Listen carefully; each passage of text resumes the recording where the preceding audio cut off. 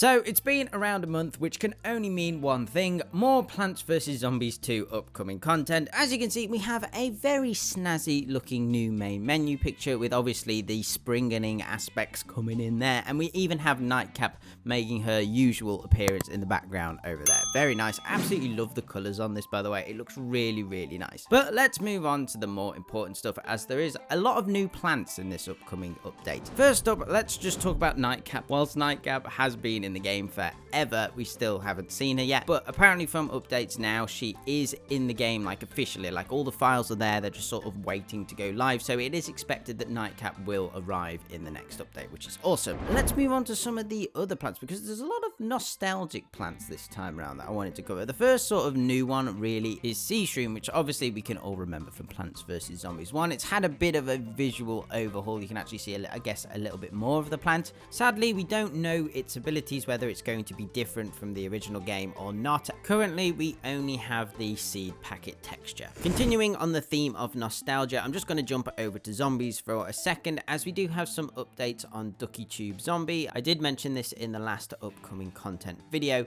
but as you can tell from the sprites on the screen right now, we do actually have some variations of Ducky Tube Zombie on the way too. We have a brick head, a bucket head, cone head, and all those types of ones. So yeah, they are going to be playing a bit of a bigger role in the upcoming timed event, which I will talk about in a little bit. We do actually have some almanac entries for the Ducky Tube Zombies. I'm not going to read all of them, but the first one says, while many scientists argue over the origins of the Ducky Tube, few can deny its classification. Clearly, it is not a duck, as some would like to believe. Heading back over to plants, let's just revisit Maybe, who was in the last update video, but we didn't actually know any of her abilities at the time, but we do now. So this plant fires multiple bee-like projectiles that target nearby zombies. It doesn't say what it does. I'm assuming it is just damage, but as we saw from the visuals before, it does involve the bees, and obviously it matches the name and all that type of stuff.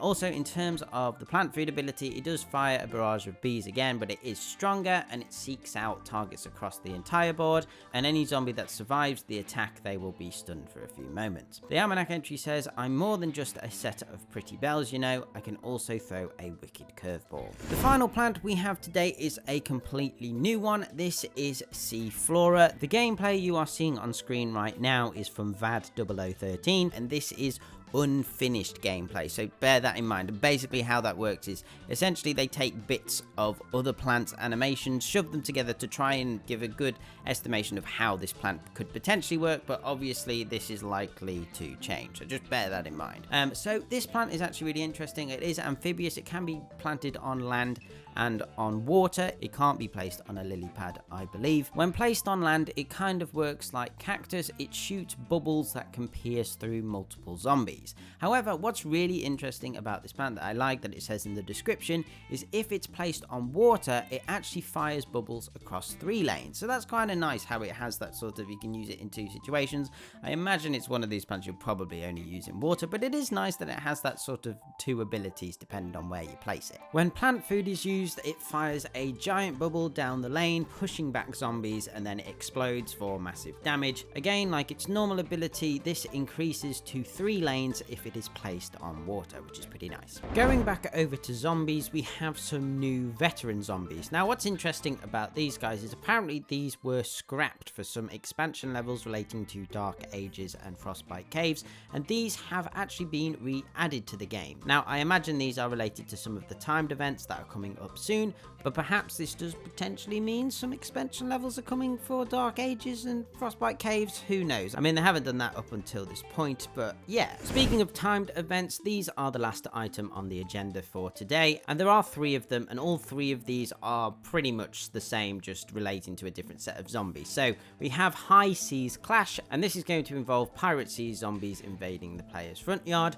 Then we have High Noon Showdown, which is related to Wild West zombies. And finally, we have Big Beach Brawl, which is assumed, again, it's the same thing, but with big wave beach zombies. This one does have a description though: sun, sand, and zombie slaying fun. Grab your sunscreen and play through the Big Beach Brawl event. It's time to make some waves and take down those beach bumming zombies. The limited time event is active for a limited time. Anyway guys, I think that's about it for all upcoming content at the moment. Obviously, I'll let you know if there's anything else. But as always, I hope you've enjoyed. Let me know what you think of this video in the comments below.